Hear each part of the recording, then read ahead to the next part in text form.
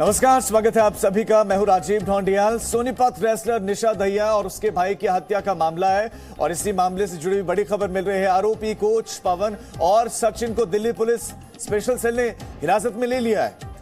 ये बहुत बड़ी खबर। इस वक्त सफलता मिली है पुलिस को और दिल्ली पुलिस के स्पेशल सेल ने ये कामयाबी पाई है, सफलता उनको मिली है। हिरासत में लिया गया है पवन और सचिन को। आरोपी कोच पवन और सचिन को हिरासत में ले लिया गया। दिल्ली के द्वारका इलाके से हिरासत में लिया गया है। हत्याकांड के बाद से ही दोनों मौके से फरार हो गए थे। दोनों पर 1 लाख रुपए का सोनीपत पुलिस ने इनाम रखा था और अब इनको हिरासत में ले लिया गया है। और साले अमित को गिरफ्तार किया था और अब सचिन और पवन को भी हिरासत में लिया है। दिल्ली पुलिस की स्पेशल सेल ने दिल्ली के द्वारका इलाके से उनको हिरासत में लिया है। गुरुवार को सोनीपत में निशा दहिया की मां और भाई की गोली मारकर हत्या कर दी गई थी। गोली लगने से खिलाड़ी और उनके भाई की तो मौके पर मौत हो गई थी, लेकिन मां को अस्पताल में ले जाया गया था और गांव हलालपुर में ही पहलवान सुशील कुमार रेसलिंग एकेडमी में इस वारदात को अंजाम दिया गया था। संवाददाता जितेंद्र शर्मा हमारे साथ जुड़ गए। जितेंद्र, कितने बजे ये गिरफ्तारी ये कामयाबी मिली है पुलिस को और कैसे? देखिए, दिल्ली पुलिस की स्पेशल सेल टीम को इस बात की इंफॉर्मेशन मिली थी कि दोनों मेन एक्यूज पवन और सचिन दिल्ली के द्वारका इलाके में छिपे हुए हैं और उसी इंफॉर्मेशन के बाद दिल्ली पुलिस की स्पेशल सेल टीम ने दोनों को द्वारका इलाके से डिटेन किया है और उसके बाद जो अपनी कार्रवाई करने के बाद यूपी जो सोनीपत पुलिस है, यानी कि हरियाणा पुलिस जहां पर ये दोनों वांटेड है, वहां पर इन दोनों को सौंप दिया जाएगा, जिसके बाद जो फॉर्मल तरीके से सोनीपत पुलिस इन दोनों की गिरफ्तारी करेगी। इससे पहले भी दोनों के दोनों जो है प्रीवियस क्रिमिनल हिस्ट्री रही है इनकी। पहले भी इन दोनों के ऊपर मामले रहे हैं, आर्म्स एक्ट के मामले रहे हैं दोनों के ऊपर। और दोनों जिस तरह से परसों घटना हुई थी निशा दहिया की दोपहर में, दोनों ने रेसलिंग जो एकेडमी है, सुशील कुमार एकेडमी जो पवन चलाता है, वहां पर निशा दहिया की और उसके भाई की गोली मारकर हत्या कर दी थी और उसी के बाद से ये दोनों आरोपी फरार थे।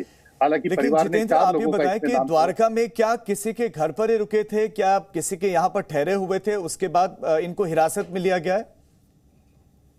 अभी इसके बारे में पुलिस ने ज्यादा जानकारी नहीं दी है, लेकिन पुलिस को इस बात की जानकारी मिली थी कि दोनों एक्यूज हरियाणा में घटना को करने के बाद सोनीपत में जिस तरह से इंसिडेंट हुआ था उसके बाद ही भाग करके दिल्ली में आकर के छिप गए थे। पवन जो कि हरियाणा में ही झज्जर जिले के इलाके का रहने वाला है, झज्जर जिले के पास एक गांव है, वहां का ये रहने वाला है और सोनीपत के खरखोदा इलाके में ये एकेडमी चलाया करता था। परसों जब एक दोपहर को ये घटना हुई, उसी के बाद से पवन अपने साथी सचिन के साथ फरार हो गया था और उसी के बाद से दिल्ली के द्वारका इलाके में छिपा हुआ था। पुलिस ने हालांकि अभी इस बात की जानकारी नहीं दी है कि क्या किसी व्यक्ति ने इसकी छिपने में मदद की थी या किसी के घर पर छिपा हुआ था, क्योंकि अगर किसी व्यक्ति ने छिपने में मदद की होती या किसी के घर छिपा हुआ होता तो निश्चित तौर पर पुलिस उस व्यक्ति की भी गिरफ्तारी करती, क्योंकि किसी भी अपराधी को या आरोपी को अगर छिपने में कोई मदद करता है तो वो भी उसी क्राइम में इन्वॉल्वमेंट, बिल्कुल वो भी क्राइम का हिस्सा बन जाता है। लेकिन पवन और सचिन को, जितेंद्र, क्या आप सोनीपत पुलिस को सौंपा जाएगा और क्या उनको आधिकारिक तौर पर बता दिया गया कि हमने हिरासत में लिया है इन दोनों को? बिल्कुल, दिल्ली पुलिस ने इन दोनों को हिरासत में लेने के बाद ऑफिशियल तरीके से सोनीपत पुलिस को इस बात की सूचना दे दी है। अब सोनीपत पुलिस आएगी और दिल्ली पुलिस की जो स्पेशल सेल है जहां पर ये दोनों इस वक्त मौजूद है, उन दोनों के पास से फॉर्मल तरीके से हिरासत में लेने के बाद इनकी गिरफ्तारी करेगी, क्योंकि जो घटना हुई है वो हरियाणा के सोनीपत जिले में हुई है। दोनों आरोपी वहीं सोनीपत के पुलिस के वांटेड है, वहीं पर मामला दर्ज है।